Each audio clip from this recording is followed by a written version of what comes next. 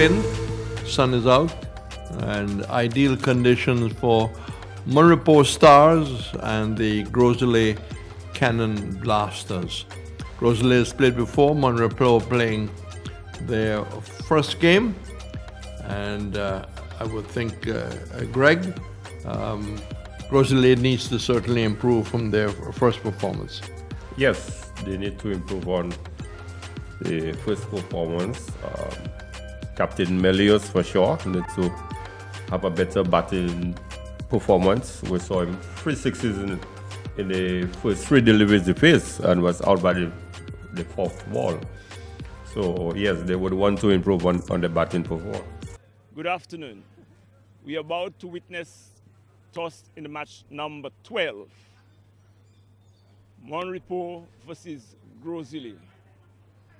I will hand over the coin to Gros Islet skipper for spin.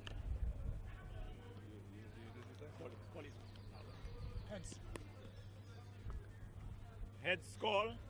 MON win the toss. We'll have a back first. And we'll bat. We'll back first. Kevin, give us an idea why you're going to be batting first. The wicket looks like a pretty decent one. Doesn't seem to be misbehaving too much, so we'll see what total we'll be able to post with. We know you had some anxieties getting here. Are you all settled in and ready to go? Not fully settled, but almost. Do you have your full team? We will. You will? Yes. Okay, and what is the strength you're hoping to see on display here today? Our batting, most likely. Yeah, that's what we choose to bat first. You have a total in mind? 200? Yeah, 200 is about right. Kimani has scored 200 already, so... Kimani alone scored 200? This team. Well, they'll have to chase 200 today again. So we have a challenge. Kimani, good luck. Thank you very much. So Kimani, MON Stars aiming for 200. That's beyond our control. If we decide to bowl consistently, I believe we'll restrict them to a lower total. Are you going to be having the same team or you have changes today? Unchanged team. Unchanged team? Yeah. All right. Now talk to us. The last time there was an interruption, both in the rain and in terms of you batting as well. Didn't get off to the start you were looking for. Talk to us about the approach today. Well, we will continue with our aggressive approach, but in a smart method. It's just a matter of us being calculated and taking calculated risk, but sticking to our strength, which is to play aggressive and bowl cricket right through. Good luck, all the best. Thank you. The MON lineup, well, I see one Craig Emmanuel is in. A lot of experience in Craig. Yes, Craig Emmanuel is in there. But you have Kevin Augustine was the captain. Hazel Shallery was experienced. Christian Shallery, Shadrach Descat. We did mention Craig Emmanuel, Sabina Emmanuel. Keon Gaston was 17 last year. He was the leading wicket taker. At one time, he even took a hat-trick. There's Deshaw Henry, Jamal Lesmore, Rohan Lesmore, and Kedon Henry. The Gros Islet team was announced by their captain, Kimani Melius. No change. If I remember last year, they didn't go to the bench. They didn't go to the reserves a great deal. I think they kept playing basically the same side. Yeah, maybe 1 or 2 changes here and there. Yes, Gros Islet, they pretty much stuck to the core players. Yeah, and no changes today. No, Captain Melius indicated no changes. So you have Kimani Melius, Valenus Gabriel, Larry Edwards, Donan Edwards, Jad Goodman, Kimani Sexius, Lee Solomon, Udell Preville, Tyrell Chico, Khan Elcock, and Royce Paul. So a game on situation as the umpire says play on. First delivery pitched up and turned away down towards a wide long leg, and they were able to come back for the second run. So wayward delivery, and they just turned away and get the pace of the ball onto it. They're 2 at our loss. REPOS Stars playing their first game. deciding to bat first after winning the toss. And a bouncy wrong, Setris comes in, bowls outside the off stump, flashes away, outside edge, caught, 2 for 1. And when REPOS started all out well. Yes, good breakthrough there by Sexius. Shalry looking to flash at one outside the off stump, got the edge, started walking and stopped Reds. So the moment he started walking, it was an indication that he had played the ball. Yes. So umpire Darius had no choice but to give him the nod that yes, you're out. So good breakthrough there by Gros Islet Cannon Blasters. Yes. REPOS, looking back, has always been mainly a cricket district, or they also traditionally played a lot of football? No, it has always been cricket. They have done well in athletics as well. Yes, I was thinking about that as I asked the question. The likes of Zephyrus Joseph, they have produced quite a few. And also cycling. Yeah. If you remember, back in the days, we had some good cyclists from down that area. The period of the Mangals. So, not a good start by REPOS. Augustine is a new batsman. He joins Emmanuel, who, of course, is the non-striker, hasn't had a chance to face. 2 for 1. So, good start by Gros Islet. And if you're playing against Gros Islet, you've got to put a good score on the board because they're strong in batting. Delivery, which is wide down the leg side. Keeper takes it. So, REPOS appreciating every run on the board. A little conference between the two. Augustine, Emmanuel really initiated the discussion. Quick exchange of thoughts and words. And the total moves to 3 for 1. Short delivery, looking to clip that away. Quick delivery outside the off stump. And taken by the keeper. Just notice his run previously. There's a little hop in the middle of the run. Let's see if he will repeat that hop as he goes back to his mark. 3 for 1. Yes, there is that little hop that's down the leg side. And it's another wide. It's climbing all the time, the number of wides, which has been maybe the one disappointment. Bear in mind that the COVID pandemic has not allowed a great deal of practice. Yes, Reds, quite a few wides before today's game. We had 143 wides. Yeah, something like 31 dot balls in that last innings there. That's clipped away. But good stop. It was coming very, very quickly to the fieldsman at a wide gully or a very short third man. But there's a third man back on the boundary. So a lot of support behind the keeper.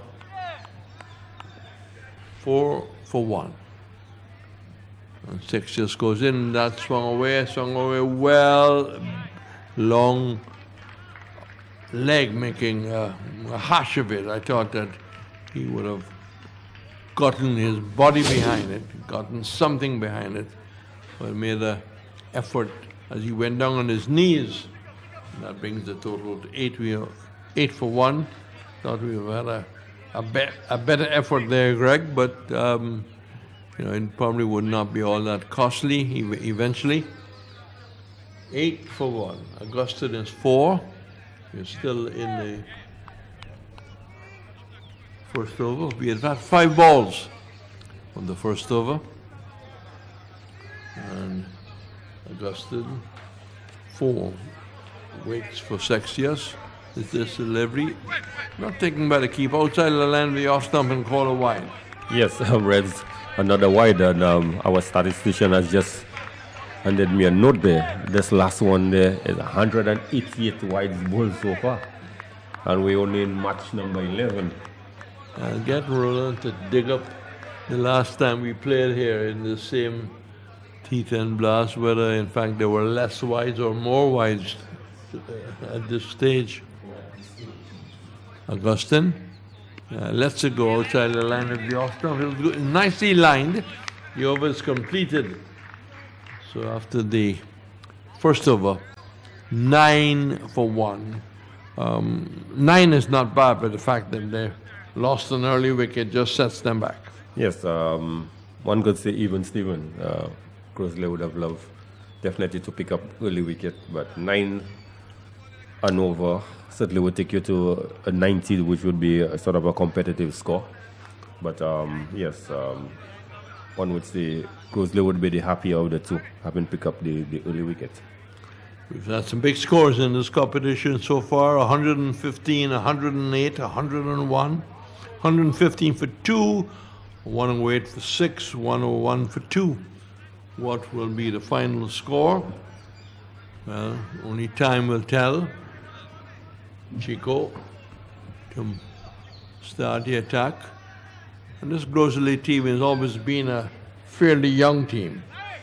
Yes, over the years, Gros Islet, perhaps in the last 5 or so years, we've had quite a few youngsters, quite a number of them coming through the grassroots program that Coach Alton Crafton have up here at the Darren Summit Cricket Ground. Yes, I think when I came to St. Lucia in 84/85, the Gros Islet team was a much more mature team in age. Yes, the likes of Alton Crafton, his twin brother Kent, Frankie Gustav, John Eugene, Joseph Hall. These were the guys who were playing at the time. Chico is halfway there as he races in and spoils the copybook. Good approach.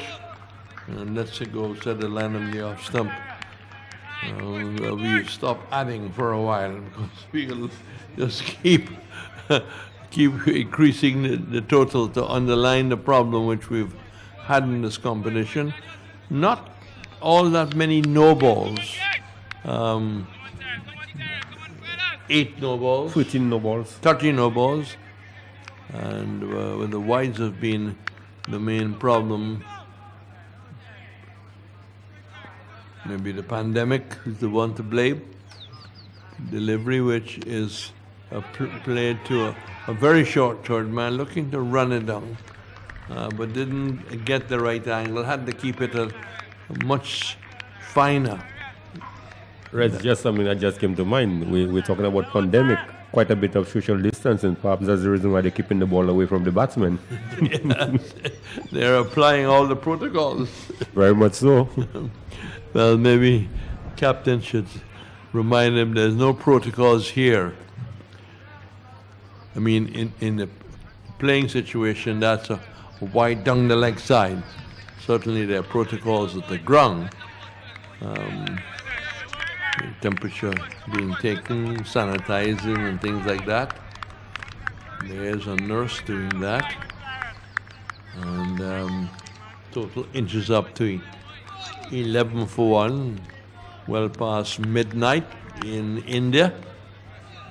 It's very much India afternoon here, just coming up to about 10 past 3 Eastern Caribbean time. 1 hour early in Jamaica. There's no slip for the left-hander. He tucks it away to square leg, just rolling slowly in the direction of the square leg umpire. Don't think that Harsha Bogley, the Indian commentator, who I met some time ago, was a very young man, and all the other commentators, Sonny Gavaskar, who has turned a outstanding cricket career and outstanding career as a journalist. Now there is an extra cover short coming in. Levy, which is pulled away with caught and didn't seem to claim it. His pull, he dived forward, but probably dropping just inside. And they did in fact cross for 1. But that's where the soft signal comes in, because that distance away, my feeling is that no umpire can give a soft signal. You should just leave it to the third umpire. Greg, I'm making the case. Yes, Reds, I agree with you on this occasion. But a bit of fair play by the fielder. He could have claimed that catch. Yes, he could quite have easily. put pressure on the umpire. Delivery, which again is just turned out to a square leg. Ball rolling very quickly. And 14 on the board. 14 on the board. I mean, I remember Pakistan playing New Zealand, and there was a sharp, great catch at second slip. It would have been impossible for the umpire, the ruling umpire, to really know. Soft signal was given, not out. And when you went to the third umpire, good catch taken. Delivery, which is lifting delivery. He was on to moving forward when he played that shot, but had to play defensively. It hit almost a slice of the bat. And going down towards that third man area. 14 without loss. Chico has completed 5 deliveries, none for 5. One report of 14 for 1, trying to recover from the early loss. I think now Kamani Melius has brought in a very wide first slip. He's almost at a normal second slip position. And this delivery is looking to turn out in the onside. That wouldn't bother the Gros Islet team. It's only a single. So what we've had some 9 runs off the first over, 6 runs off the second, and of course you've had the extras, and the total after 2 overs has moved to 15 for 1. It's a quiet start by the MON Report Stars. But in this occasion, Reds, we saw an opportunity there to get the captain out. I thought the fielder came off the boundary a little too slow. Perhaps what the ball would have carried to him, and realized last minute it was really dropping. But he did make a valiant effort. And as I said, fair play on his part that he did not claim the catch. Even watching it on the monitor, it was a bit difficult to say that, to determine whether he took the catch cleanly or not. So Saxi has to start his second over, the third. And I should be a little naughty in this over, because I want to say that for bowler was Today, I would like to introduce you to the fixed special deposit. What's so special about this deposit? It is all about you, the customer. The interest rates and maturity periods are negotiable. That's how special this is. The special deposit instrument was designed very attacking captaincy. That's taking on the body. There's a heel and leg before. Well, he did not play a shot. He seemed to have got the line all wrong. For a moment, I thought he was doing that because he was sure it was outside the leg stump. As we'll see, the replay will tell the story. And umpire decided, well, it was not pitched outside leg stump. The part of the body, more or less his hip or his bum, might have been outside the leg stump, but he was given out leg before. It's 15 for 2, a very unusual delivery. Very unusual. Dismissal. Very unusual action here by the captain, Kevin Augustine. Unusual way to leave alone, Reds. It's almost as if he was prepared to do some sort of limbo dance. And the ball pitched in line with his stump. For a minute, he thought it was angling down the leg side, but continue on its trajectory and certainly was going to hit the stump in the umpire's opinion, and he was a judge LBW.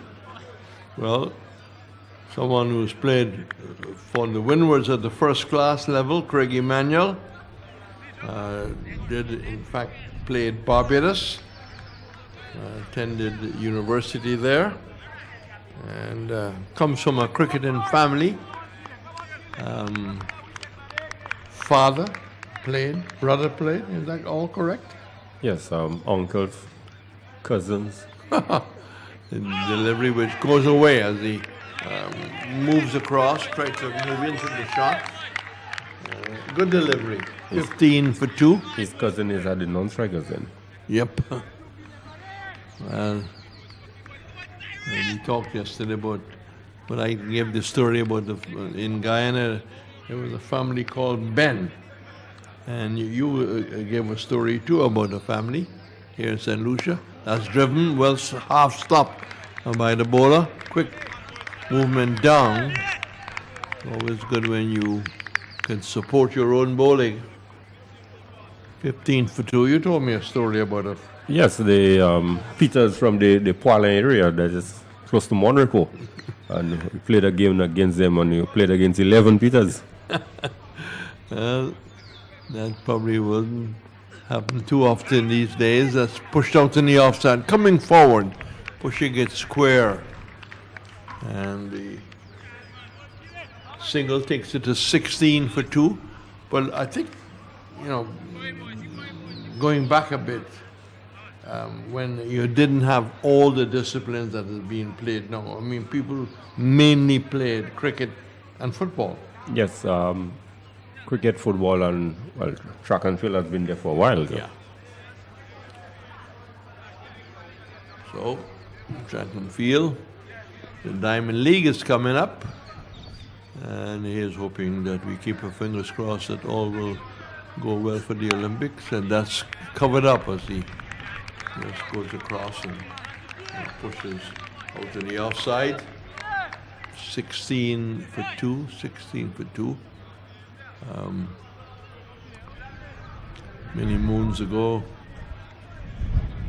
we had India in the Caribbean in 1971, and I had the pleasure of working with a respected Indian commentator, Betty Sabatikari.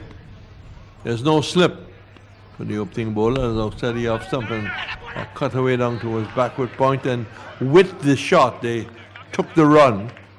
It was traveling very quickly, nicely picked up.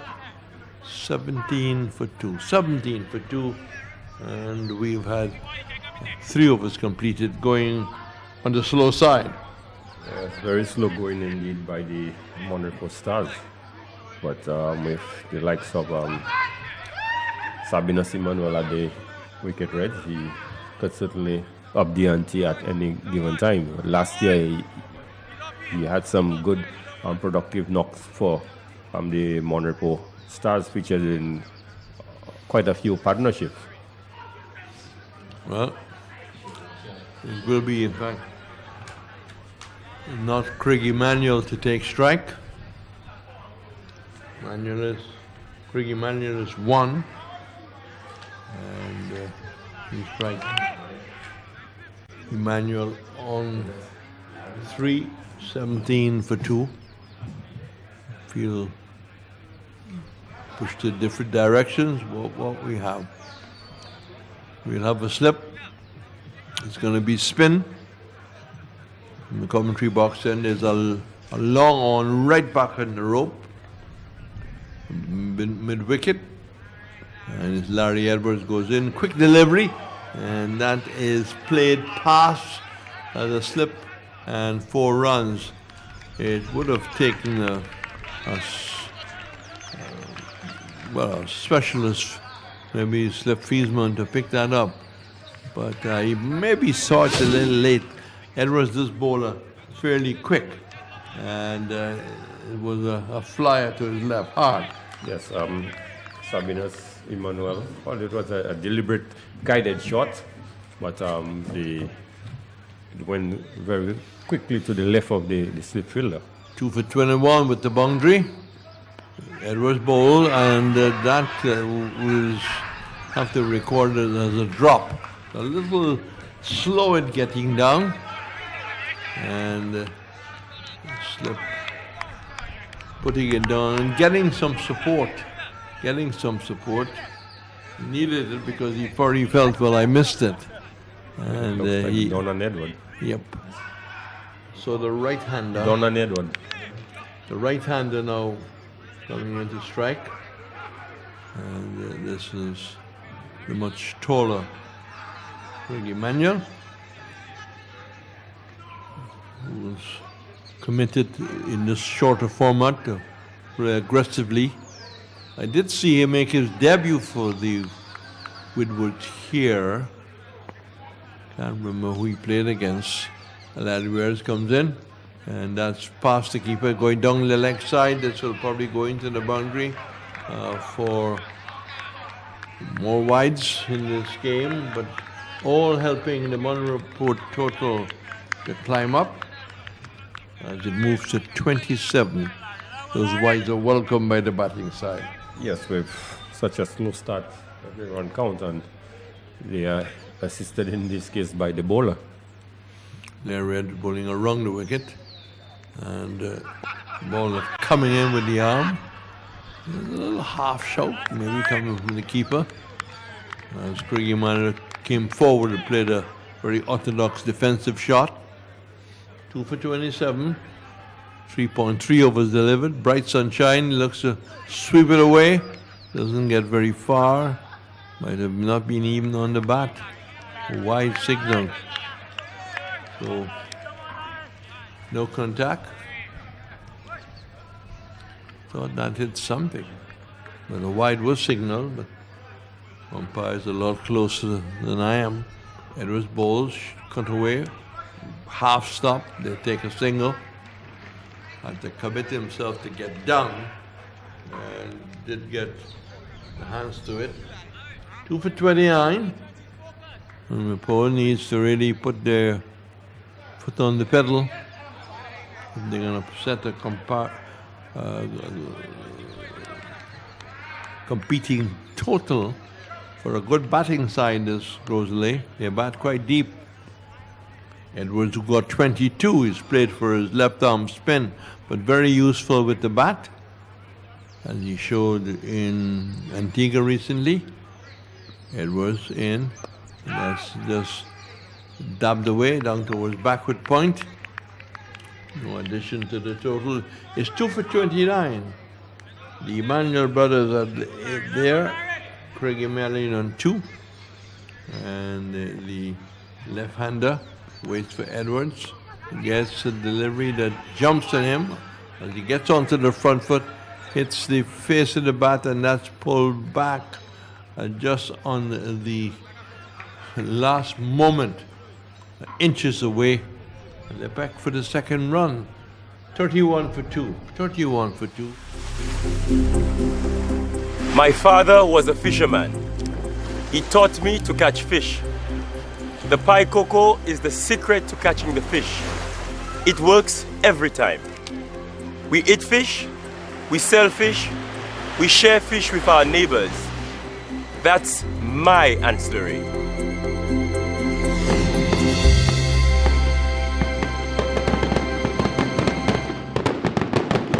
Bowling change coming up. And bowler just about taking his hat off and giving it to his fellow fieldsman. So it's going to be maybe bowling a rung. Right-hander is waiting for the field to set. You've got a slip in the making. And then we've got a backward point, a squarish cover, an extra cover, long off. Mid-wicket, forward square leg, backward square, all on the boundary. Maybe they know the strength of Craig Emmanuel. And that's delivery outside the leg stump and wide call. 2 for 32. 2 for 32. Emmanuel only on 2. As Breville bowls, and that's hiked away into the wind. That will stop it from going well over the rope. Ball pitched up nicely into the arc, and Craig Emmanuel executing his power. Good clean pick up there. He's 8. The total goes to 38. Well put away. Yes, good welcome boundary there by Craig Emmanuel. And You need many more of those. That's a free hit almost down the leg side. Will that go into the boundary? It will not go into the boundary. And they came back for the second run. So total bounce up to 38 for 2. 40 for 2, I beg your pardon. Emmanuel 10, Emmanuel 8, the two Emmanuels. And Reveal bowling around the wicket. And he comes in to Craig Emmanuel, plays past the bowler, there'll be one. I don't think they will look for the second, no, they will not. The sharp return comes in into the hands of the bowler. He managed just to knock it down. So 41 for 2, 41 for 2. I think Emmanuel has really got to take on the role of looking to play big shots. Yes, both Craig and Sabinas are capable of playing big shots. They are capable of playing the boundaries. So it's just a matter of once they occupy the wicket, they certainly could up the ante at the given time. So still going round the wicket, and he bowls to the left-hander. And thinking of playing at it, pulls the bat away. Keep it, took it. Not very often you see that in the shorter format. You relate that to more of a first-class game, playing no shot outside the off stump. And as he slashed away down towards backward point, just a single. As the man comes off the boundary and picks it up in that direction.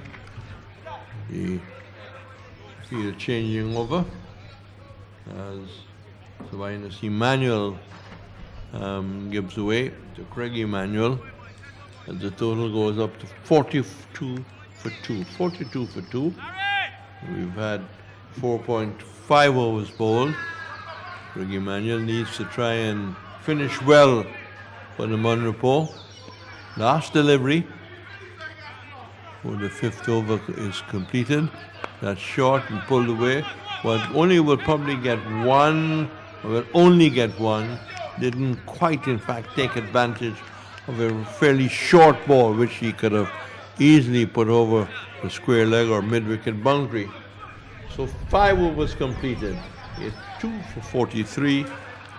Cliver's Jewels will now pick up the last 5 overs, and then we'll know after that where they actually finish in terms of what's on the scoreboard. More from Greg Wilson, the former St. Lucia and Windward's batsman, and then it'll be Cliver's. The MON REPOS Stars are pretty much poised for a challenging score at the halfway stage. Some 42 runs for the 43 runs for the last of the 2 wickets. The last 2 overs, certainly they have picked up the pace a bit.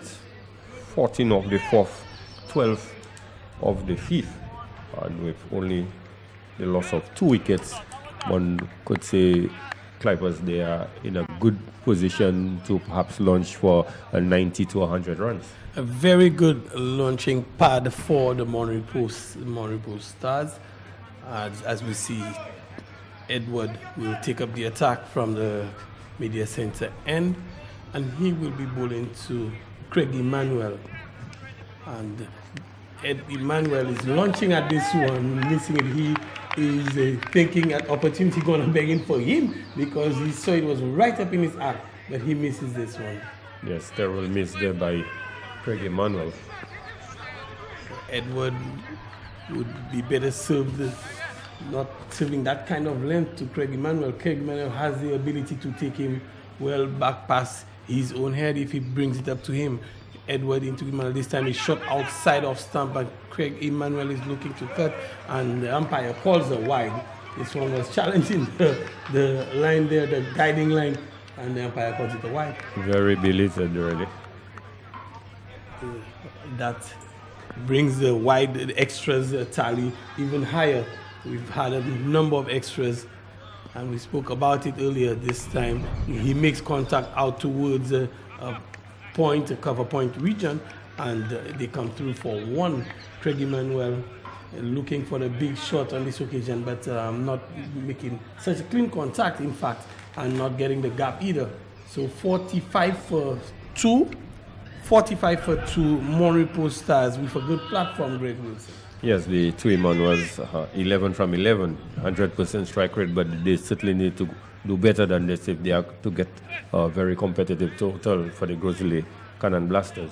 They're well poised at the moment to get in the region of 85-90, batting at 8.44. It's the left-handed Sabinas Emmanuel to face up to, and this one is splitting him, splitting the wicket keeper as well, bamboozling both the batsman and the wicket keeper head, Donald Edward.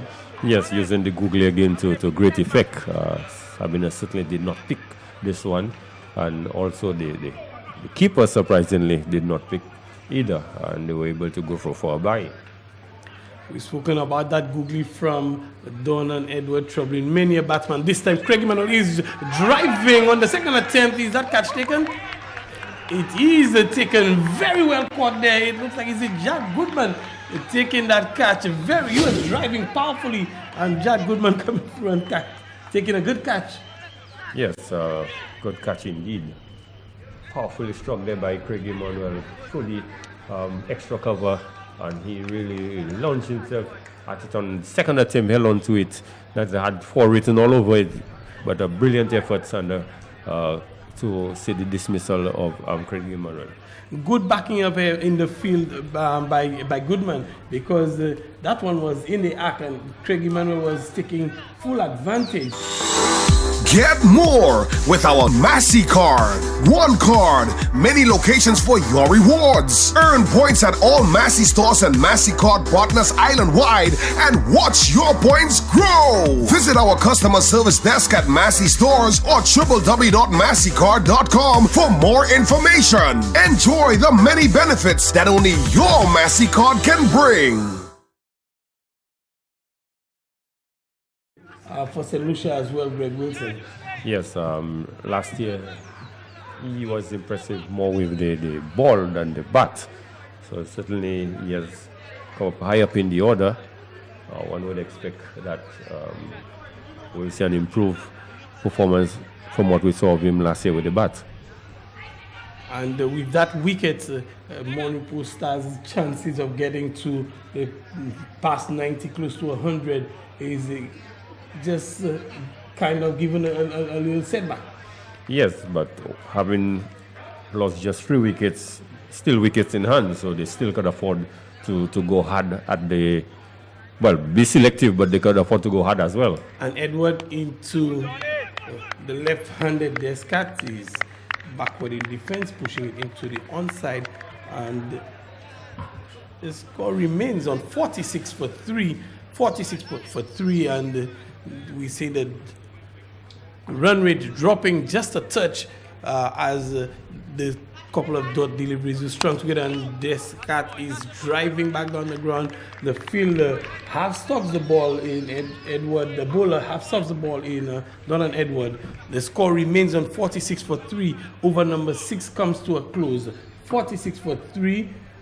Even Steven still, Greg Wilson? No, I would say Gros Islet would certainly have their nose ahead on this occasion, with some 6 overs completed already, just 46 runs. Very good over there, bowled there by Donald Edward, considering just 3 of the over, but most importantly, they getting the dismissal of Craig Emmanuel. Very tight over from Edward. The screws are being tightened on Gros Islet. The scoring rate is dropping with every delivery. And it looks like it's Prevail to continue from the Players Pavilion end. It's Prevail. Mon Repos Stars looking to push it well beyond 80, and a big heave from Sabinas Emmanuel wraps on the pad and a judge leg before. The Emmanuel's falling in consecutive overs, Greg Wilson. Yes, Sabinas on this occasion looking to hit one over the mid-wicket area. It looked like playing across the line and missing this one, and there was a judge LBW. Certainly hits in line with the leg stump. So another telling blow there for the MON REPOS Stars losing the wicket of Sabinus Emmanuel. As you did indicate, the two in Emmanuel going in successive overs, and they were out there for a while. So you have two new batsmen out in the middle, and it's always going to be prove challenging when you have two batters and you do not have someone who's set out there in those latter stages of the inning. Certainly so. We see it takes a little bit, one or two deliveries to get going, and Sabinus Emmanuel and as well as Craig Emmanuel, they were well set, and they're going in successive overs. And that's Hazel Shalry, and Hazel Shalry shoulders seem to have broadened from the effects of the COVID. Yes, we see a few of the cricketers certainly has bulked up a bit, but I guess the guys will tell you not too much workout and perhaps staying at home a bit too much has caused that, but it's always also an opportunity to work out. But yes, Hazel Shalry has looked like he has put on a few pounds. And he will be facing up to Preville. Preville bowling 1.1 overs, 1 for 10, and this one is outside off. Hazel Shalry is pushing it back down the ground to where Preville does the fielding of his own bowling, and Preville restricting them leading to no run, and he has to press the reset button. Preville, as Hazel Shalry is looking to make amends here for that dot delivery that he faced before. 46 for 4. Gros Islet cannon blasters tightening the screws, and Hazel Shalry picked him up against the wind. The fielder has given up, and this one sails over the rope. 6 runs to Hazel Shalry. He packs a punch. Yes, diminutive Hazel Shalry, he certainly can be one who could change the course of a game given a chance, but with the situation as it is there, he might be the man for the job. 50 comes up for the MON REPOS Stars with that hit from Hazel Shalry, and on this occasion he was given the chance from Preville. Let's see if Preville can make amends. Preville comes in again to Hazel Shalry. This one is wide outside off, and might have been just inside that line signaling, indicating that it's wide. The umpire did not call it. Goes through to Vanillius Gabriel. A faster delivery there from Udell Preville. He goes into Hazel again, another fast delivery. He finds the outside edge, but this one is going to challenge the boundary. It goes over the rope now. 4 runs from Hazel Shalry. This is turning out to be a good over for the MON REPOS Stars. Yes, good over indeed, but Udell Preville perhaps just losing the plot a bit there. Just looking to fire this one wide outside the off-stump, and Hazel Shalry flashing the bat, getting the upper edge. No one in the vacant third man boundary. So the ball was able to go through for 4 valuable runs. For much needed impetus for the MON REPOS Stars. Again, Udell Preville, same delivery, same shot, same result. Udell Preville seem to be bowling some medium paces. I would think that if Captain Kimani needed a medium pacer, he would have turned to Lee Solomon and one of his other medium pacers, having entrusted the ball to bowl his off spin. I just fired this one for a second time at Shalry, as you indicated, same shot, same result. Udell Preville being probably just was given the scare with Hazel Shalry picking him up and depositing him over the boundary for 6, but chose to fire the last 2 deliveries in. Hazel Shalry getting the 2 top edges going in the third man region and benefiting from 8 runs from those 2 deliveries. Yes, which resulted in a very productive over, some 14 runs coming off the over. So one could say they're perhaps back on track again to get to the possible 90 minimum score. And with that over, 14 run over, the run rate has shot up again back towards the 9 and over. So they're heading towards that 90. But of course, Edward, who will take up the attack from the media center end, will have other ideas. We'll look to restrict the 2 batsmen here. Hazel Shalry is on 14 from 5. Shadrach Descat is still on naught, and he's on strike now to Donnan Edward. And we've spoken of Donnan Edward's googlies and how he uses it to good effect. Edward to Descat, This time Descartes is looking for that big heave over the offside and not making any contact. And the score remains on 60 for 4. 60 for 4. Edward to Descartes. Descartes looking to get a move on. And Descartes is just pushing this one into the offside. And they come through for 1. The score moves on by 1 to 61 for 4. Descartes looking to give the strike to Hazel Shalry. A good option for him. Yes, good sensible cricket. Shalry being the better striker of the two. He has certainly done the right thing, and Shalry as the right-hander would be hitting with the wind. Certainly, and Descartes gets an opportunity to play himself in a little bit more. You know, he hasn't had much cricket under his belt, but giving Shalry the ball, Edward into Shalry, and Shalry, this one is high, hard, long. It's 6 more from Hazel Shalry. Good cricket all round for the Morning Post Stars. Yes, we recognize Shalry is the one, really, as I did indicate to you, come up the hour, come up with the one. This is the sort of situation that he loves. With that boundary is 67 for 4. The score has shot up to 67 for 4. The scoring rate 8.93. Shalry has moved to 20. And Edward again into Shalry. Shalry is giving him the spanking this time. Inside out, over extra cover. This one is pretty close to the rope and might be a 6. It is another consecutive 6s from Hazel Shalry. He's bringing on the charge. Yes, certainly playing a good little cameo opening in there. He's already gone to 26 of just 7 deliveries. 73 for 4. Hazel Shalry has moved to some 26 of just 7 deliveries with 2.2 overs remaining. 90 looks like it's at the rate looks possible. Even 100. Hazel Shalry again, and this time he's giving the drive down towards a long off who comes in off the boundary and limiting them just to a single. But very productive over so far with 5 deliveries gone. Yes, some 14 runs coming off the over. Perhaps Descartes could really put the icing on the kick if we can get a boundary, and Hazel would be facing the next over. That would be the ideal situation for them now. Ideal for Morning Post Stars, and Descartes looking to achieve that, but not possible on this occasion as Donnan Edward beat. It's my life and I want more. More time, more power. Pay my Lucy like bill isn't hard. I pay with credit or debit card. Pay direct to Lucy like my account.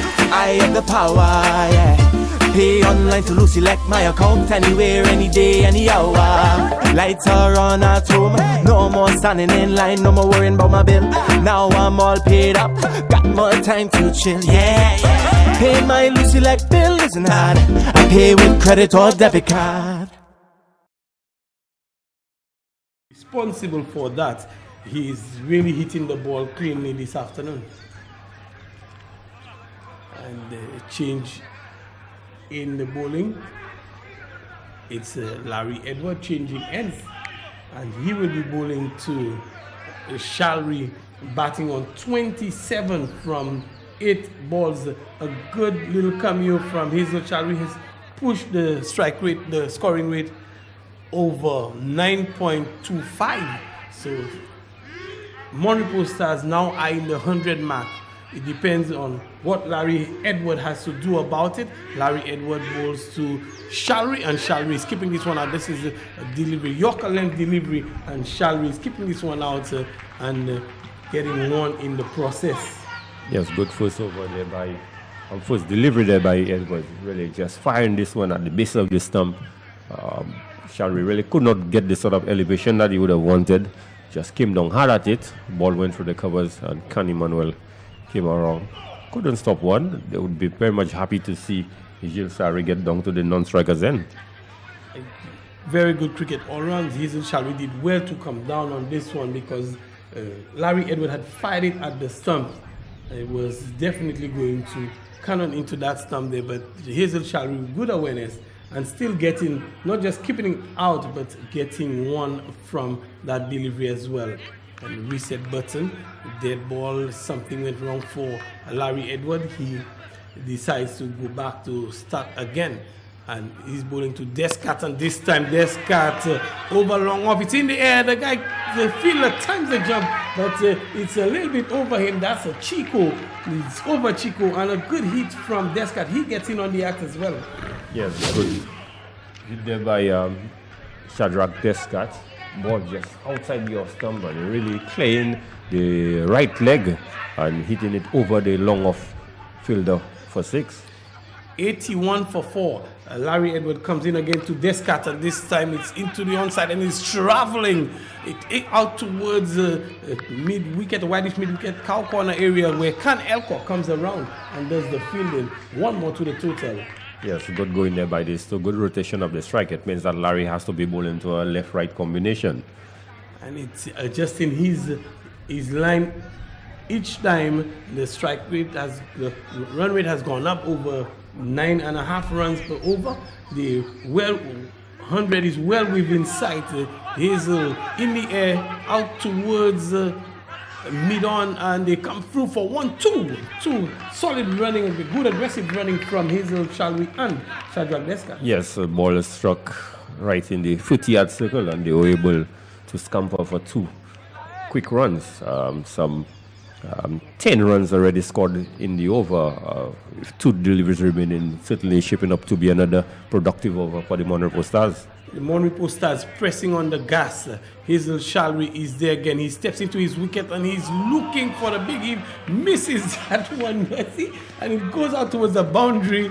And it's 4 byes. The wicketkeeper Vernelius could not stop this one. Larry Edward fired this one in, and Vernelius Gabriel could not stop it. Out towards the boundary. 4 valuable runs for the Mon Repos Stars. Yes, every run counts. They continue to keep up with the rate, and certainly they are in line to get the 100 climbers. 88 for 4 it is. Larry Edward, 1 delivery to go in the 9th over. Hazel Shalwi on strike, and he's hitting this one out towards mid-wicket. They come through for 1. It has gone too quickly to mid-wicket. 1 is all there will be, and the score is moved to 89 for 1, but more importantly, 89 for 4. Correction here, 89 for 4. Hazel Shalwi will retain strike, more importantly for the Mon Repos Stars as they start the 10th over. Well, looking at the cards, last 3 overs, 14, 14 and 15. So if there's anything to go by, they should get more than 11 and get them to the 100, that psychological figure that I'm certain they are hoping for. The 100 is well in sight for the Mon Repos Stars, and a good effort from Hazel Shalwi. He's played a very nice cameo. He's on 31 from 12 deliveries. His partner Descartes is on 8 from 7. The partnership is worth 43 runs, and it is Chico who is charged with the responsibility of bowling the final over of the innings. From the media center end of a fairly long run, Tyrell Chico bowling to Shalwi, who's changed his cap for a helmet, and this one is wide, very wide. Hazel was clearing his front foot and looking to play that one, but it was fairly wide. And Tyrell Chico getting the ball to social distance on this occasion. Very much so, but Hazel again backing away down the leg side. Perhaps it would be best advised to just stand his ground and stand and deliver. It's the final over. It's the final over. And he has shown the ability to be able to hit the ball over the cover area. And they have wickets in hand as well, so there's nothing to worry about for him. It's a no pressure situation for him. He's been hitting it very well. Chico bowls to him, and this time he's on target. It goes through to keeper Vernelius Gabriel. The score remains on 90 for 4. Yes, good execution there by Chico. Just bowling a full length delivery right in the box, and Hazel really could not get back to this one. So good dot ball there for the Gros Islet Cannon Blasters. Gros Islet Cannon Blasters would need 5 more of those deliveries from Tyrell Chico to restrict the Mon Repos Stars to less than 100, the psychological free figures, Chico into Shalry, and that's the sort of length we've been speaking about. Hazel Shalry stepping away to leg and playing under this one, missing this one completely. Another good delivery from Tyrell Chico. Yes, Hazel really missing the plot, looking to back away, and Chico is barely bowling a foolish length just outside the off-stump. So the fact that he's backing away makes it difficult for him to reach for the delivery. You will be best suited to perhaps go outside the off-stump and get in line with the ball. And Chico is bowling to Hazel Shalry. He steps outside and he's missing this one again. Shadrach Descat, we saw him coming down the ground and having a word with Hazel Shalry. He's probably targeting the wrong area. Hazel Shalry is looking to perhaps hit more the wide mid-wicket, what we would say the cow corner area. He would be best advised to perhaps target the long off region or straight back past the bowler, considering the fact that the line of attack is outside the off-stump. He could look to play it, run it down as well too, and give some strike to Shadrach Descat. And this time he targets that area. It's in the air. There's a man under it. He settles on it and he drops it. And it looks like he's dropping. Royce Paul settled under it and dropped it on a wayward throw coming back in. They're thinking about the third, and they will get the third run comfortably after a comedy of errors from Tyrell Chico and the Cannon Blasters. Yes, top catch on the football boundary, and then he just fired this one in over the keeper's head, and they were able to scamper for 2 additional runs. 93 for 4, and it brings the left-handed Descat on strike. 2 deliveries to go in the innings. Tyrell Chico venting his frustration. He was not happy about the drop catch, neither was he happy about the 3 runs taken on that delivery. Fielder certainly did not support the effort of the bowler. He was in the midst of a very good over. Very, very good over, having bowled some 3 consecutive dot balls to Hazel Shalry. And it's Descat now always going to look to turn things around. Can the Mon Repos Stars get to 100? 93 for 4. The present rate is 99.62, and with that they will get to only 96 runs. Can they get to 100? 2 deliveries to go. Shadrach Descat is charged with the responsibility. Tyrell Chico moves in over the wicket to the left-handed Descat, and Descat is driving out towards a long off where the fielder comes off the boundary and fires a wayward throw again, and the keeper had to run around. It's some poor out cricket here from the Gros Islet Cannon Blasters. Yes, towards the end, the guys are really feeling the pressure, and it shows good match awareness by the 2 batters out there, and very much capitalizing on the sort of slack fielding of the fielders.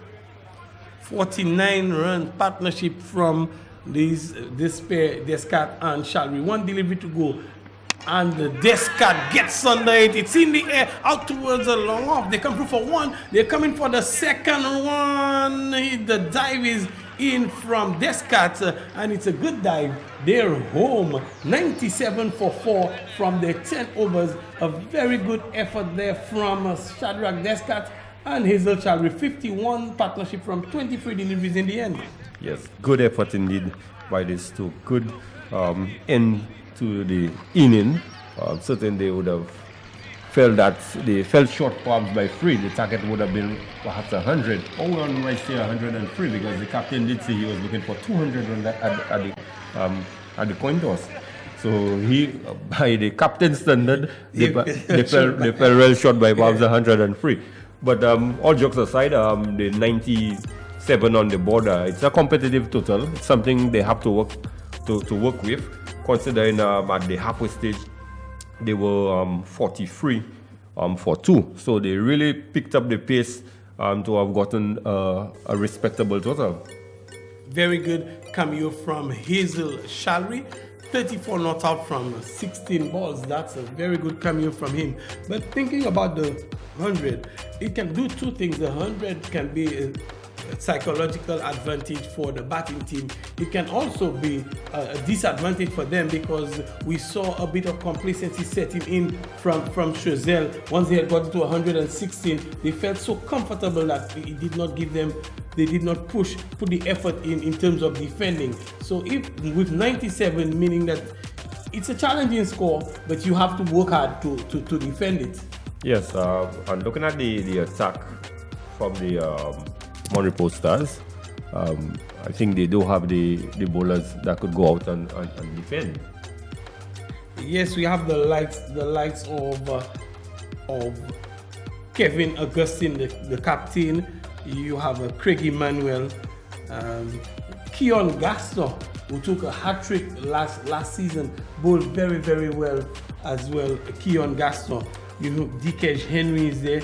Jamal Lesmore bowls slow left arm. So they have the bowling to defend 97. Yes, but the X factor again, where Gros Islet is concerned, is the captain Kimani Melius. As we take in a bit of highlights, we can speak of Kimani Melius. A highlight from the MON Repos Stars innings, and the Sexius dismissing opener Christian Shalry. And Christian Shalry from youth cricket, he played youth cricket for St. Lucia. We know him can be very disruptive, and this time Augustine helping himself to 4 runs. Again, dropping just short. The fielder could have caused some controversies. A bit of fair play from the fielders there.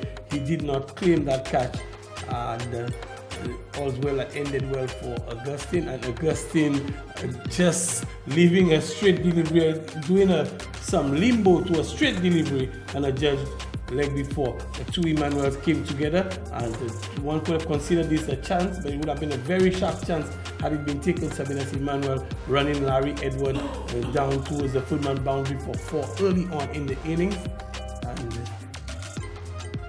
another wide going down towards the boundary again from Larry Edwards. The two Emmanuels coming together, cousins are coming together and really pushing MON Repos along. Craig Emmanuel getting under this one, high and handsome, right over a wideish long on boundary for 6. With Emmanuel batting on 11:46 for 2. Edward comes into the party, and a very sharp catch taken there from Jad Goodman to dismiss Craig Emmanuel. Udell Preville coming in as well, and right after Craig being dismissed, very next over, Sabinas Emmanuel, a judge leg before and dismissed as well. On comes Hazel Shalry and turned things around from 46 for 4. He was hitting into all parts. Hazel Shalry over the boundary on this occasion for 6 off Udell Preville. Udell Preville bowling some medium pacers. Hazel Shalry with an educated edge, they'll call it, down towards the 3rd man for the first of 2 of the same shots. That was the trailer, and here comes the replay. Hazel Shalry again. Udell Preville, medium pace again. Past the wicketkeeper, educated edge down to 3rd man, a straightish 3rd man as well, and 4 more, 61 for 4 at this time. Shalry, Edward to Shalry again, this time over, long off for 6. A very expensive over in the making from Edward, a wide, and over the infield into the offside. 6 more from Hazel Shalry, inside out on this occasion, 75 for 4. And Descat getting in on the act, just over the fielder, and 6 more to the MON Repos Stars, 6 to Descat. Shalry again, and this time it beats him out towards the boundary, and 4 byes, 4 more to the cause of MON Repos Stars, pushing them to the 90s. A comedy of errors there. Royce Paul dropping, and 3 runs resulting in the process. Tyrell Chiku very disappointed, hands on head in the middle of the wicket, and with that, Monrepo finishing after 10 overs on 97 for 4. And Monrepo, a good total for Monrepo. But Gros Islet, as we mentioned, they are very capable of getting there. Greg Wilson, we'll take some comments from you, and after that, we'll hear the voice of the veteran, Reds Pereira. Yes, first outing for the Monrepo Stars. They would be pleased with their batting effort. Some 97 runs, competitive enough, but they would have to go out there and bowl in the right areas, especially with Captain Kimani Melius coming out to take early knock. He really would be the X factor for the Gros Islet team. We know the prowess of Larry Edward, but if they could make early inroads into the Gros Islet Cannon Blasters, especially if they could see the back of Captain Larry Edwards early, it's going to be a challenging total for the Gros Islet Cannon Blasters. But starting with a solitary slip, and that's a delivery that choked him as it came into the body. So good first up, good first up.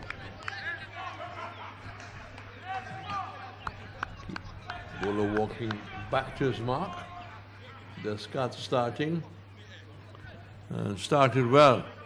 Can he continue? Can he cut the wides out? They really don't want to give away the kind of extras we saw second top scoring this ball, and that's a wide delivery. Totally unnecessary. As they say, jokingly, you almost hit your big toe. Yes, this one was pretty short by Descott. Rightfully called wide by umpire John Maffra. He should have been encouraged to bowl the same kind of length he started with.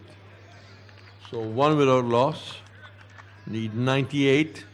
The Gros Islet team, coached by Alton Crafton, former St. Lucia player, outside the line of the off stump, and the virus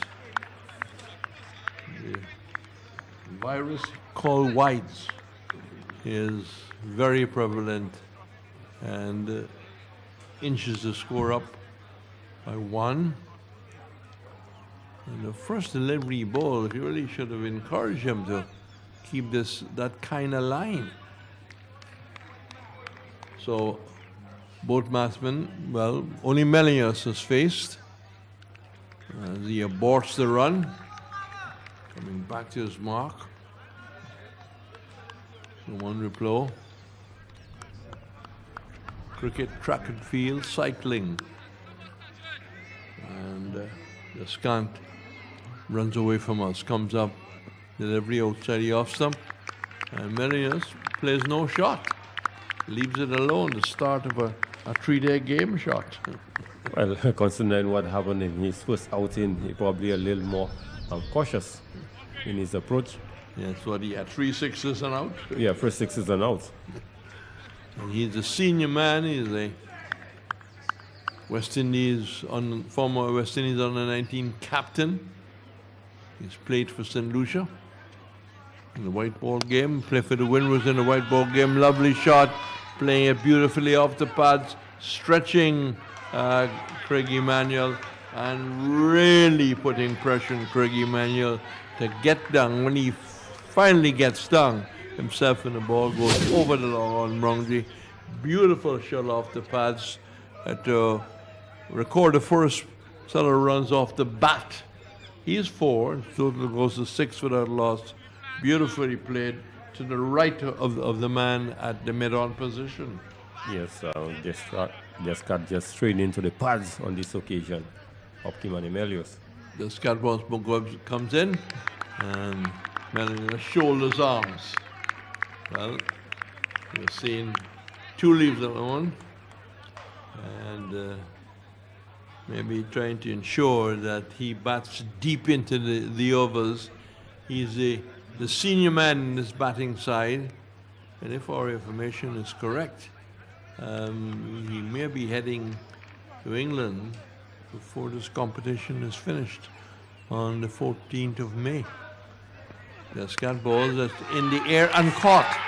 Well, we can understand why he was a little reluctant to play too many shots, because after a lovely shot off the pads which we described, he goes for the square drive, didn't keep it down, didn't get over it.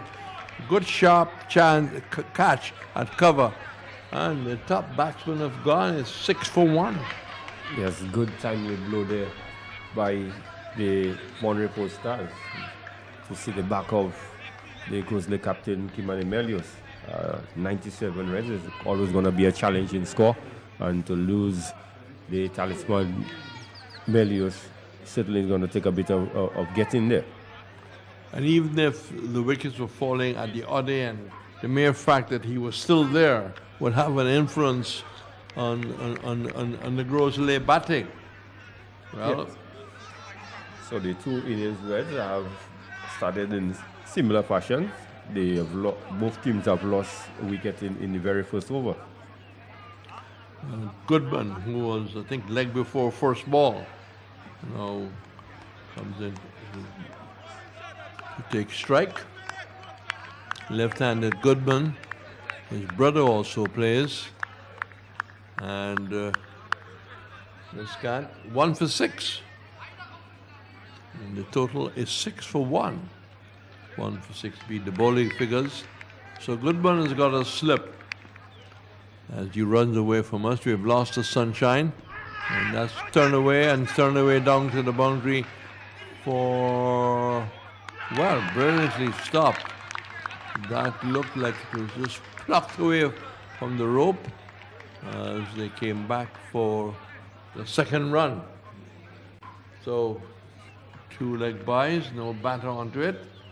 So 8 without loss. An encouraging over from the MON end, because they've gotten rid of the senior Gros Islet batsman. Yes, good start there by the MON Stars, picking up the valuable wicket of captain Kimani Melius. But as I did indicate, Reds, Gros Islet might just look back and see that MON lost their first wicket with the score in the first over, and it was 9 for 1, and they are 8 for 1. So it's still a possibility that they can get over the line. No need to panic so early. Getting very cool. You can feel the atmosphere out there. Here's hoping that no rain comes to spoil the party. So Shallery will face. He's been a spectator to all the action. Himself and Goodman just having a exchange of words, advice, thoughts. Sometimes you remember something about a bowler who is about to come into the attack. So Elcock. And Elcock to this delivery, looks to drives through the vacant, to the left of the extra cover, and gets a single. So 8 for 1, 9 for 1. 9 for 1 as Goodman takes strike.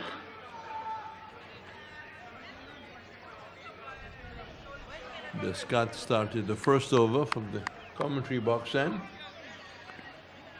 And Goodman to this delivery, goes to drive, edge Fong going to third man, they take a single. That wouldn't hurt the MON side too much. So one more to the total. 10 for 1. Still the overcast conditions, the wind seems to be picking up, and that delivery is maybe turning too much. They claimed the leg before decision, but it was maybe worth a shout. Worth a shout. Goodman, not. Elcock, not. So the delivery is head high down towards long on, way over the dreamy left-hand sign, at the far end. And up the scoring a bit. 16 on the board. Good clean hit. Just to ease the pressure momentarily, Greg. Yes, I'm surprised at the distance young Con Elcock struck this one, Reds. Yeah, it's as they say in Jamaica, a little man. And he goes across, plays defensively. So from total aggression to all committed orthodox. His captain is gone, which is important. Comes back, tucks it out in the onside. Single not available. Hi, I'm Tedison John of the Tedison John Project. Even when we're not rehearsing, we stay connected. Flow makes it easy with Flow bundle plans. My mobile phone, internet broadband to download and send files, my home office fixed line. All the services I need in one place. And guess what? The more services you use, the less you pay. Yep, get more and pay less. Guys, you can't go wrong on this one. Bundle today.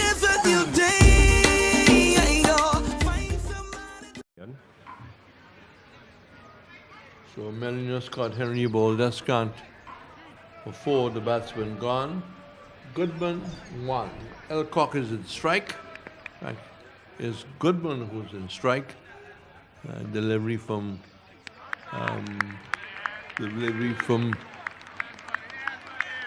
Craig Emmanuel. Really quick outside the line of the off stump. And not maybe the appropriate shot from Goodman. He's got off the Golden Duck. He's won. He didn't score in the first game. The left-hander waits. Manuel goes in. That's over his head. Short delivery. And he's been fairly aggressive. I mean, he's deciding that he's going to try and upset Goodman. Yes, well, he's bowling the ideal length, Reds. Back of a length and short delivery. We've seen that's trouble most of the batters in this competition. So 16 for 1. Emmanuel in his third delivery comes in. Let's be the length. The length is fairly further but wide.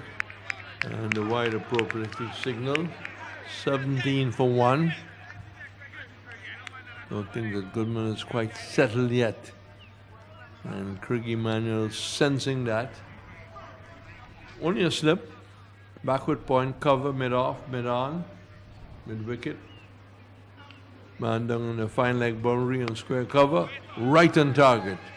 And he's really got Goodman quite quiet.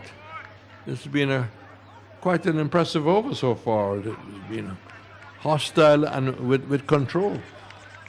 Good control there, a good hostility there by Craig Emmanuel. Yeah. Just one wide in the over so far. He's back to his mark, turns without stopping.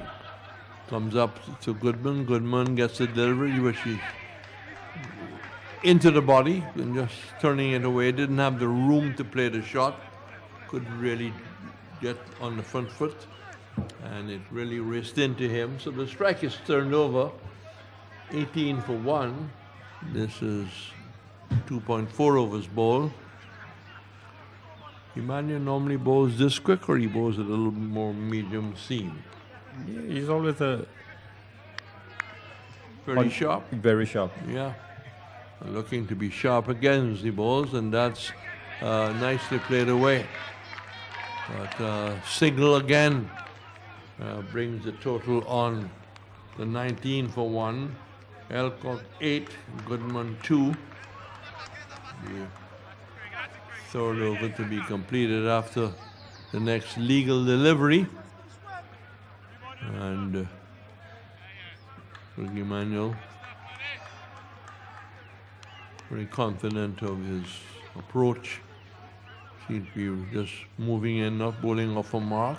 That's hit past the man at the deep mid-on position.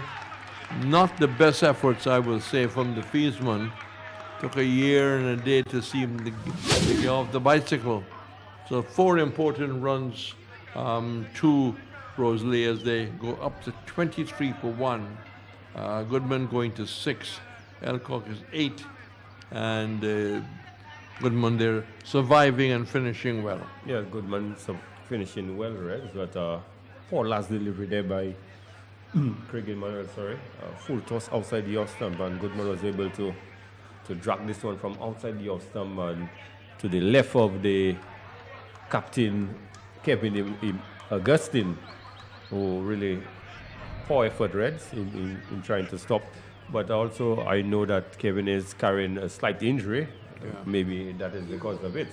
But yes, good finish to the over by Chad Goodman. So Goodman 6, Elcock 8. Elcock will be in strike, and Shallery, the delivery which brings the batsman forward. Very orthodox he is. Maybe he's already showed us he's got the power to clear the boundary, so he might surprise us to spring into action all of a sudden. He's back, beaten outside the off stump as he tries to square cut. Bowling fairly quickly, Shallery, off a decent run. And delivery which, delightful cut. Will not go into the boundary as well.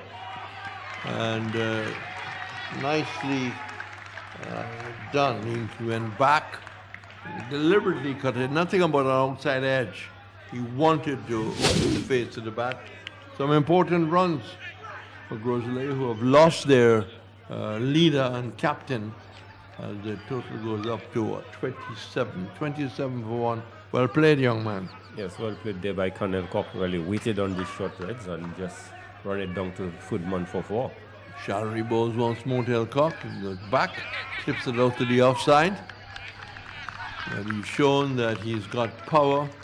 He's shown that he's got control, stroke play. Nice timing. Elcock is 12, Goodman is 6, is 1 for 27. Gros Islet gets a badly lined delivery and wide call as it goes down the leg side. So it's going to be a test to get up to 98 without the Gros Islet captain in the lineup as he goes back and cuts well. Beautiful shot into the backward point rope, 4 runs. Just too short, giving him time to go out to the back foot, really putting bat to ball, flashing blade, 32 for 1. And Elcock has raced to 16. Good executed shot there by Colonel Cock. Hazel Shallery shot on this occasion. Can't just giving himself a bit of room, Reds, and hitting this one through the point area down to the boundary for 4. Well executed by him. 32 for 1. We've had 3.5 overs bowled. Now the cover is being reinforced. Still a fine leg mid-wicket mid-on. The rest is the onside field. That's in the air and just a quick signal. The return came in very hard into the hands of Shallery, who was not amused. Today, I would like to introduce you to the fixed special deposit. What's so special about this deposit? It is all about you, the customer. The interest rates and maturity periods are negotiable. That's how special this is. The special deposit instrument was designed to meet the needs of those who cannot be accommodated within the existing investment options. For more information on our special deposit and other investments, call Fix today at 458-8700 or 458-8740 or email Fix at info@fixlimited.com. Fix, firm and upright. So Goodman and Elcock discussing the way forward, what they need to do, where they need to be at what time. At the end of it all, they need to be at 98. Whether it's 98 for 8 or 98 for 5, it doesn't really matter. In the meantime, Gaston will bowl his medium pace as the sun comes back into Darren Sammy. The slippers moved away. They're looking to be a little more defensive. No slip, a wide third man, backward point, cover, long off, long on, a forward square leg, a straight mid-wicket, man on the fine leg boundary, Gaston goes in, and Goodman is driving to cover, and a single easily, Alcock, correction, single easily taken to Alcock, who was 18 for the little dapper man. Many years ago, there was a little dapper man called Lindsay Hassett of Australia. And Sir Donald Bradman later dominated the Australian batting. Hassett was very, very neat. Later he became a commentator. Just swung away by Goodman, good hit. He's outside the leg stump, good clean hit as he just swept that away. Good looking shot. He's 10. Alcock 18. Well played there, Greg. Yes, Goodman sweeping this one from the middle stump, Reds. Good shot, good clean hit. Very bold shot. Goodman goes to 12. 18 to Alcock. A recovery here after losing their captain early. 40 for 1. 40 for 1. They're chasing 98. But some miles still to travel, so to speak. Partnership of 34. Aston back to his mark. To Goodman. Goodman. It's a delivery wide to add to the pressure. Giving away extras. Extras could win or lose the game for you. And Craig Emmanuel now comes to give Gaston some advice. So 41 for 1. 41 for 1. You're getting up to 4.2 overs. It's going to be touch and go. But if they keep striking a boundary in each over, they'll probably get over the line. And that's over the line. I think, no, it probably will slow up. They come back for the second. And maybe had they really committed themselves to run the first one hard, there was a little mistake near the mid-wicket boundary which would have given them a chance for the third run. It's 1 for 43 as Goodman goes to 14. Alcock 18, the non-striker. And Shalry 2 for 18. Gaston has had none for 10 off 3. So he will want to tighten up. And maybe more than one captain on the field right now. The different instructions. Beats Goodman all up. Comprehensively beaten. But it doesn't shatter the stumps, which was maybe the imported outcome that MON wanted. And the total with that dot ball remains at 43 for 1. Every dot ball counts, as every boundary will count for Gros Islet. Clifford Jules will come in to wrap up the proceedings. That's neatly played. Head well over the ball, playing very orthodox. Plays it down towards a mid-on situation. Cover has to come around because long off is on the boundary. The strike is rotated. And it's 1 for 44. 1 for 44. One delivery left legally in the 5th over. And it's Alcock in strike. A delivery which he's bold. Playing an awful shot which he wouldn't want to tell his mother and father, brother and sister when he gets home. And when he sees his coach, how to explain to Alton Crafton what he played. Totally out of character there. Totally out of character. It's 44 for 2. Is that going to be a factor? More from Greg, and then it will be Clivers. Yes, good breakthrough there, effected by Keon Gaston. Last year, he certainly was the man with the golden arm for the MON Stars, and this year, just when they needed a wicket, he was introduced into the attack and was able to effect that breakthrough. But I was at the halfway stage, Gros Islet 44 for 2, and MON REPOS at the halfway stage 43 for 2. So basically, it's even Steven. So, well, at this point in time, it's really hard to call who really has the nose ahead. One would have to stay at the similar stages. So it's anybody's game right now. It is definitely anybody's game, and a very good breakthrough, of course, from Keon Gaston. And we know of Keon Gaston's capabilities with the ball. Last year, he showed up to be one of the leading bowlers for MON REPOS Stars, and they made it all the way to the finals. Keon Gaston taking a hat-trick during that competition. Vernelius Gabriel comes in to replace Can Elcock, and a good innings there from Can Elcock. 18 from 14 balls, and he played some exquisite shots to get to the boundary, particularly off Hazel Shallery. And unfortunate that he was dismissed at this time.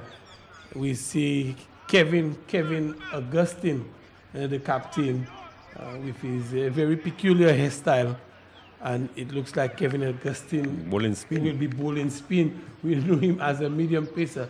And into Jad Goodman, Kevin Augustine coming around to do his own bowling. And he's very ginger in his movements. Well, we said spin, but it might be he bowling off a short run, because this first ball was really fired in. This ball was fired in from Kevin Augustine, and his mobility is affected for one reason or another. We know that we've heard that he's been carrying an injury, and Sabinas Emmanuel, the wicketkeeper, doing well to stand up to Kevin Augustine bowling at that sort of pace of a very, very short run.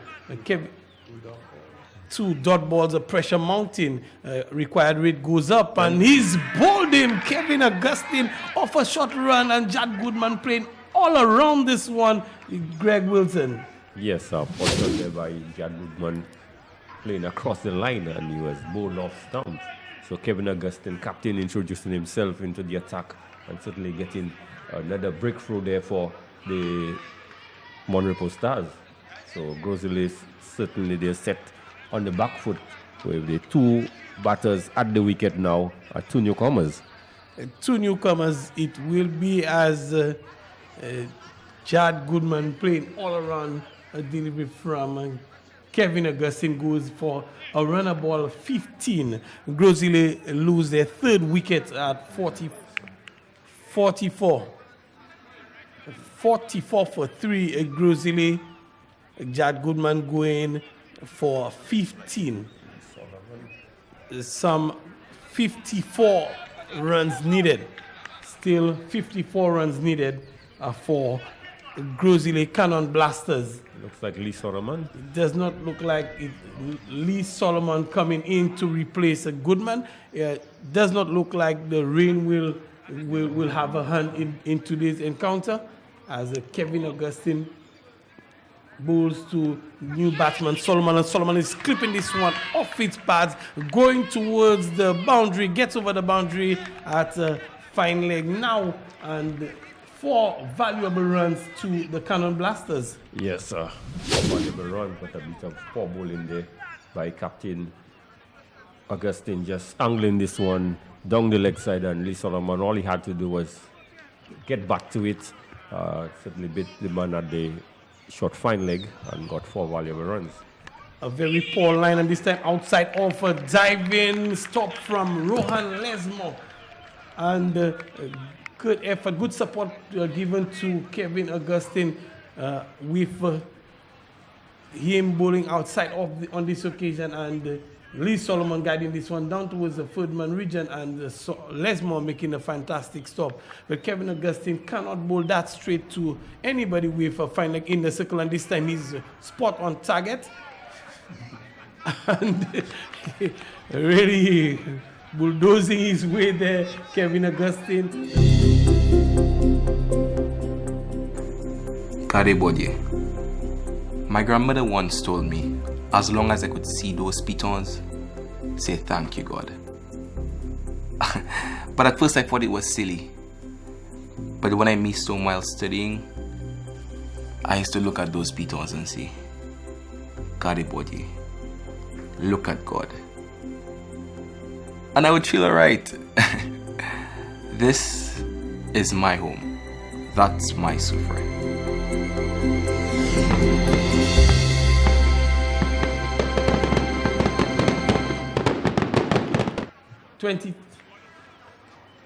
23? 24 months. 49 from 24. I don't know how.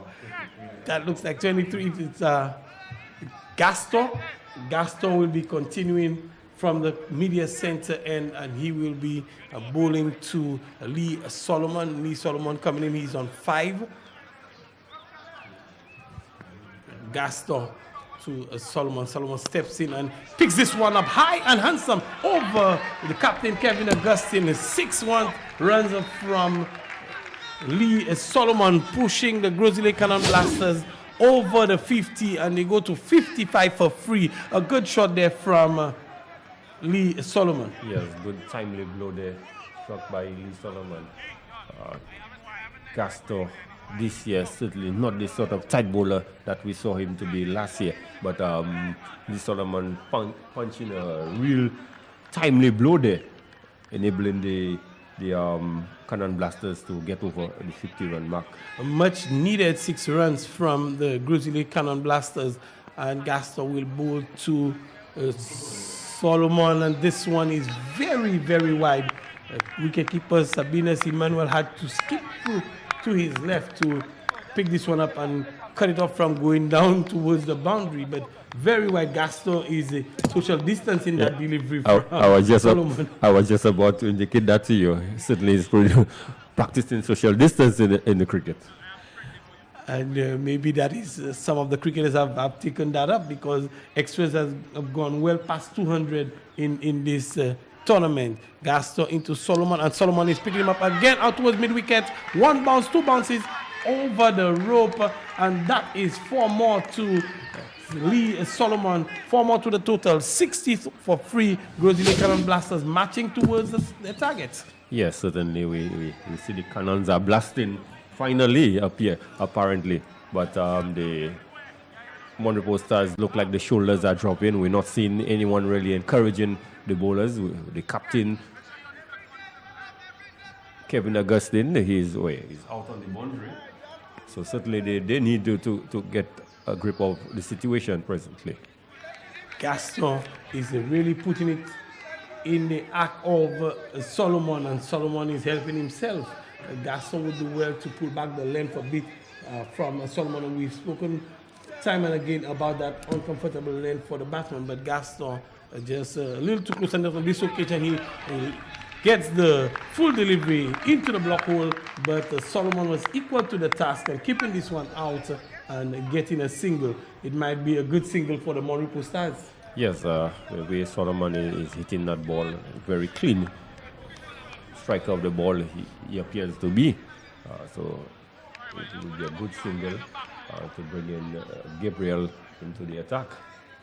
And the current run rate has gone up, and driving out to this wicket, there's a chance of an out there. A direct hit would have probably found Lee Solomon wanting, but a good bit of feeling from Christian Shalry, and back into Gaston. The run rate has shot up to 9.15, and the required rate has gone down as well.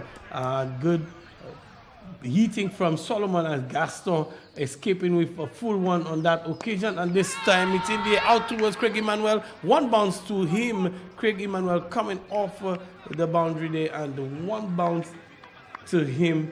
1 run to the total. 62 for free. Vanilas Gabriel off the mark now. Yes, finally off the dreaded knot. But importantly, Lee Solomon is back on strike. And can he finish the over with a boundary? That would certainly put the icing on the cake for them for this over. He's hit it cleanly, this over. Lee Solomon. Gaston moves in and bowls to him. He steps into it. It's out towards Craig Emmanuel. sweeping on the boundary in deep coverage, and they just come through for one. In the context of this over, a good finish for the Mon Repos Stars. In the context of this over, Lee Solomon was unable to get the boundary at the end of the over. Yes, very productive over. Some 14 runs coming off this over. So the Cannon Blasters would be quite pleased with the effort of Lee Solomon out in the middle. After 7 overs, the Mon Repos Stars, they were 60, and the Cannon Blasters, they are 63 for 3. So certainly they do have their nose in front by 3 runs, and they have lost 1 less wicket.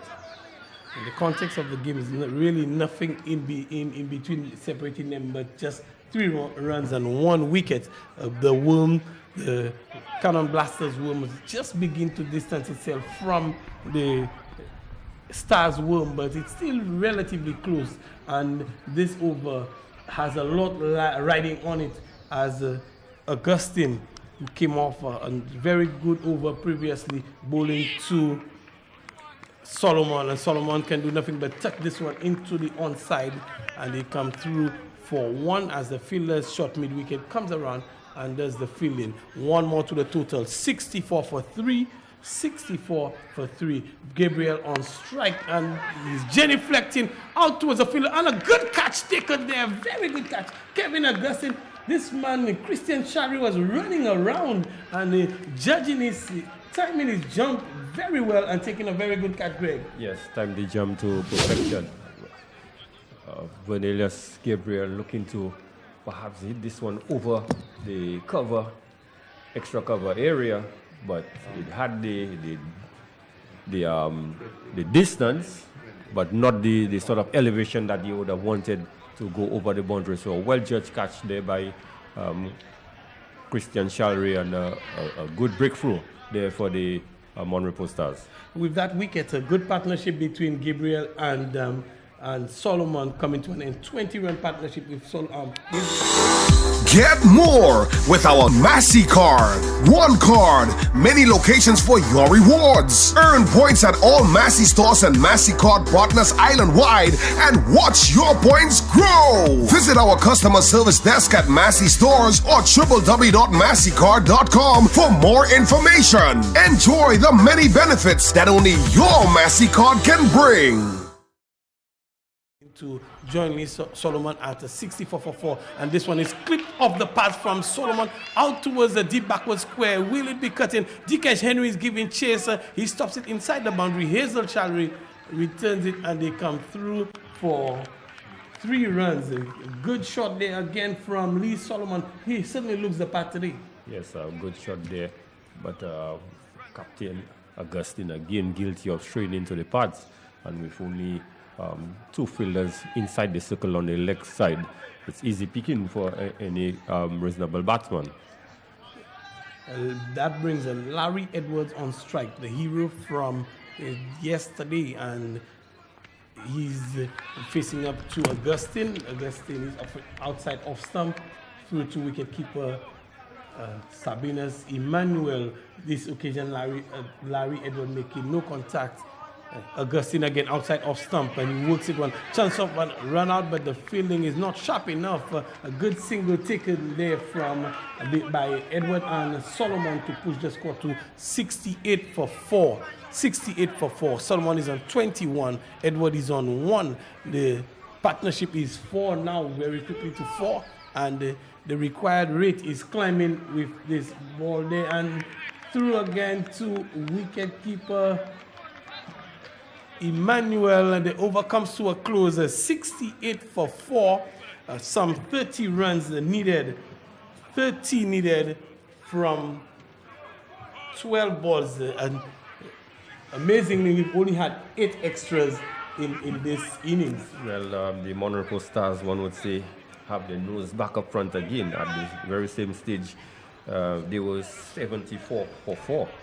And at this stage, the Cannon Blasters 68 for 4. So Mon Repos certainly have the nose ahead at this stage of the match. And the Stars have taken ahead. The Cannon Blasters worm has taken a dip and the Stars are ahead at the same stage, and Craig Emmanuel comes back on. Craig Emmanuel had a very good over, and he comes back on. Larry Edward, can he do it? Larry Edward, the hero from the previous match, he's on strike. Can he do it? They require a further 30 from 12 balls. 30 runs required from 12 balls. The asking rate has gone up again, well past 16. Emmanuel into Edward, and Edward is driving out towards long one, and this one is traveling. The fielder there, Descat, should have done better. Should have done much better. The Descat, 4 more to Edward. Yes, very poor effort there by Descat. The ball, yes, was traveling at a blistering pace to him, but the least he could have done was just put his body behind the ball. It was always going to be one. At the pace it was traveling, there's no way they would have come back for a second run. But the ball went through his legs, so the boundary for 4. Poor effort on part of Descat. Not providing good support for the bowler on this occasion, and this time Larry Edward is playing this one down towards fine leg. They come through for 1. They will complete the second, and Larry Edward completing the second run. The score moves on by 2 to 74. 74 and some 6 runs taken from 2 balls there. Larry Edward is looking to go after this 30 from his final 12 deliveries. Certainly does not have a choice. He has to throw caution to the wind, has to throw the kitchen sink at almost everything. Because they still have wicket in hand. There's only 4 wickets down. And wickets really don't matter at this stage of the game. Not really in this version of the game either. Emmanuel into Edward, outside off, out towards the long off again. They come through for 1. They think of a second, but it's not on as the Descat comes off the boundary very quickly and restricting them to just 1 run at this stage. At this very same stage, the Stars were 82 for 4, and it's 75 for 4. The Cannon Blasters are falling behind. Craig Emmanuel will continue to Lee Solomon, who's been hitting it very well. Lee Solomon steps inside and drive. It beats Christian Shalry. Will it be Descat? They come through for 1. The second run is on, and a good return, but not before they complete 2 runs. Pressure cricket going on there. It's getting intense, but MON REPOS Stars, they seem to be responding well to the surge from the Cannon Blasters. Yes, with the exception of the 1 ball that went through Descat. They're really looking to hold their nerves. It's a question of who wants it more at this point of the game. They really need some boundaries as the required rate has climbed. And this one is short, very short, and called wide by the umpire. Still 2 deliveries. The bowler is not very happy about the call. And 2 deliveries left in the over. Some 20 still required. With that extra, the rate is shot back down just a touch, but the required rate is still 17.14. So Craig Emmanuel would want to finish well. 2 deliveries to go in his over, and in the 9th over, and Solomon is hitting out towards the boundary. And Kevin Augustine has given up the chase. Kevin Augustine is hurting. Lee Solomon has moved to 27 from 11. What a cameo from Solomon. Yes, we thought we saw a good enough inning from Hazel Shari, but we see the real counter-attack there by Lee Solomon. Really clean hit of the ball. A small man, but he's seriously packing a big punch. 82 for 4. 16 required off 7 balls. Solomon is out towards Kevin Augustine, and it's the end of the over. 83 for 4. 83 for 4. And 15 required in the final over. 15 required. Yes, at the same stage, the MON REPOS Stars, they were 89 for 4. So they were 6 runs better than the Cannon Blasters. But the Cannon Blasters have to get 15 of the last over. So certainly it would be interesting. Who's going to bowl that final over? It's Shadrach Descat. Do we have a super over in the making, Greg Wilson? It's a possibility. 15 required with Larry Edward and Lee Solomon hitting it as they are. Lee Solomon on strike now, and he's batted very well today. 28 from 12 deliveries. Lee Solomon. He's hit 3 4s and a 6. His strike rate of 233.3. So he's in the groove today. Lee Solomon. Can Descat prevent the 15 and defend 15 of the last? Shadrach Descat is still marshalling the field, moving fielders around. He's not completely satisfied with it. Shadrach Descat, and he's bowled 1 over for 6. If he bowls anything close to that, they will be winning again. And does the Morocco Stars have the number of the Gros Islet Cannon Blasters? Apparently so. Last year they defeated them, and this year it's real touch and go. But it's an interesting stage the game is at. 15, it's not beyond the batters from what we have seen of Lee Solomon today and what we saw of Larry Edward yesterday. But Shadrach would have to bowl a good over, perhaps repeat. If he get anything close to his first over, where he just considered 8 runs, they certainly would come up with a good victory. The game is interestingly poised.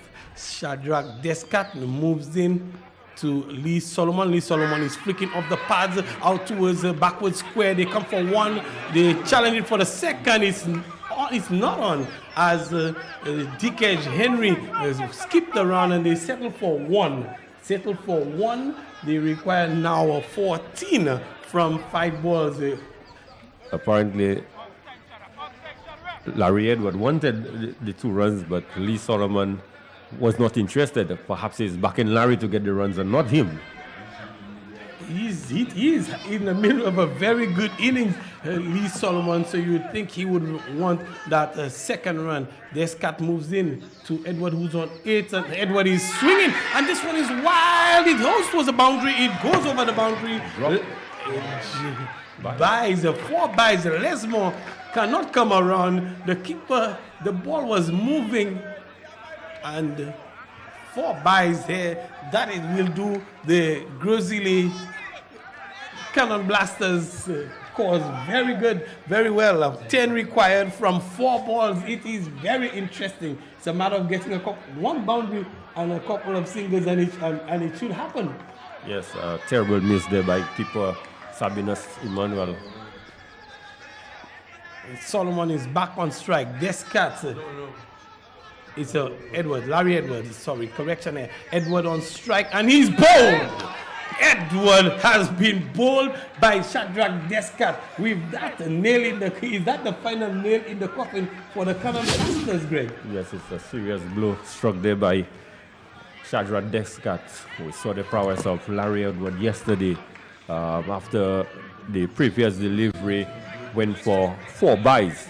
Shadrach Descat really responded admirably, just clipping the bills. This is the dream of most fast bowlers, just to clip the batsman bill. So good line, good length. You miss, I hit. That is correct. A good line, good length there from Descat, and Descat just holding his nerve. But interestingly, Solomon was batting on a 29 from 13. Well, at the time it was 28 from 12, and there was a second run on, and there was no effort for him to retain strike, and he decided just to hand strike over to Larry Edward. What do you think went wrong in that decision? It's a matter of confidence. He does not back himself to get the winning runs. Perhaps he saw what Larry did yesterday, and he figured Larry should be the one to do it and not him. But he should realize it's a different day. He's in the moment. He's the one striking the ball. And Tyrell Chico comes in. Tyrell Chico now, it's Chico coming in, a new batsman on strike, 3 balls to go, 10 runs still to win, 2 boundaries needed. Descat will have other ideas. Moripo Stars all over the Cannon Blasters at the minute. Can Tyrell Chico, can he give strike to? He can give strike to Solomon, they come for one, Descartes, and the 2 is on. But is the 2 enough? The 2, is it enough? It's certainly not enough. 8 from 2, it gets closer. Can Descartes hold his name? Or can Chico make it happen? But look at the flip side of it. Chico is the one really hitting the. Solomon is the one really hitting the ball. Did they really need to run the 2? Perhaps settle for the 1 and allow the informed batsman to have a go at it. Because remember, Tyrell Chico is new to the crease. Decisions. The 2 run was on, but was it the best thing for them to take in the circumstance? And Descartes bowls, and it's a dot delivery. With that effort there, you would think that the opportunity for victory for the Cannon Blasters has gotten even slimmer. It's possible, but almost improbable. You would need the assistance of an extra at this point in time. You need some extras, but if he just hold his nerve, even if he struck for 6, they would still be home. Descartes, can he be on target? Put this last delivery, this penultimate delivery on target, and he bowls a wide. It's an extra. It is an extra, and the score has moved on by 1. 7 needed, and still the opportunity is still on for them. Just bowl the ball on target. 6 now, and we have a super over. That is absolute. 7 needed for victory, and Descartes, can he hold his nerve again? Will it be another extra? We've seen a situation where 3 extras have won the game in one of the games in the competition so far, and Shadrach is getting some counseling from Shalry, is it? Hazel Shalry comes around and have a word. Shadrach, Descartes needs to hold his nerve. 7 runs needed from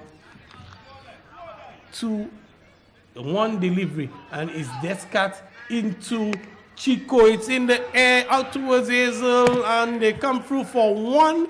There's gonna be a run out. Chico does not even attempt that run, and it's all over. The Gros Islet MON REPOS Stars have gotten the better of the Gros Islet Cannon Blasters yet again. Yes, 2 years in a row, they have gotten the better of the Gros Islet Cannon Blasters. But one must say, Clivers, as we did anticipated from yesterday, this would have been a good matchup, and it certainly provided some good excitement fitting way to end the day's play. The match did live up to expectation, and a very good competitive match between the MON REPOS Stars and the Gros Islet Cannon Blasters. Kimani Melius was his wicket the difference, the cause of the shot in the Cannon Blasters not being able to chase that total? Well, again, Kimani is, one would say, the senior batsman in the team, and he is the captain of the team as well. And one would expect him to take the responsibility in the batting, and that he has not done in 2 consecutive games. But having said that, the Gros Islet Cannon Blasters have shown that they have quite a bit of depth in their batting, some good low order batsmen. Just a question of they losing wickets at real crucial interval. And I thought towards the end, Solomon, when he turned down the second run, I felt that was a key moment in the game for the Cannon Blasters. You mentioned the key moments, and that's what the shorter version of the game is about. It's about seizing the key moments in the game, making the right decisions at the key moments of the game. And Shadrach Descartes, he held his nerve, made the right decisions at key moments, and was able to defend. But he had a fairly good defense of 15 runs out in the end. Yes, a cushion of 15 runs in the last over. Any bowler who worth his salt should be able to defend that. But he held his nerve, and he was able to pull this one off for the MON REPOS Stars. And we will be joining our on-field crew, and we will be hearing from the captain. Kimani, you didn't quite get it over the line today? No, we didn't. And the simple mistakes let us lose the game today. We just need to hold on to our chances next time, and we would have won the game. But I don't like to play cricket by would have, should have. We just didn't execute our plans on the day, and we didn't take our chances. 97, was that a total you were expecting initially? Of course, I would. At any given time, we would love to chase 97. Like I said, we just didn't execute our plans, most importantly, and we didn't show enough intent while we were batting and running between the wickets. Like I say, we want to play aggressive brand of cricket, and today we didn't play that brand of cricket. And unfortunately, Monripo played a better game of cricket than us today. You didn't get the start you were looking for as well? As long as the team is doing well, I'm fine. But of course, I would like to score runs, but the team is more important than me. And I would like to lead from the front next time. So it's just a matter of me executing, and as long as I do that, the team will come for a win next game. And Khan was a revelation? Yeah, it's a learning process for him. You know, we find a lot of people like to criticize the youngsters. It's a learning process for them. It's just a matter of how quickly they learn and move on. Was he also worried because he was dealing with a very experienced team? Yeah, like that's the games he need to learn from. He cannot get experience from training. He get all his experience while playing on the field. So it's just how quickly he learn from it and move forward and better himself as a batsman. All the best. Thank you. Christian, how's it going? It was a tight one. It was a close one, a bit difficult towards the back end.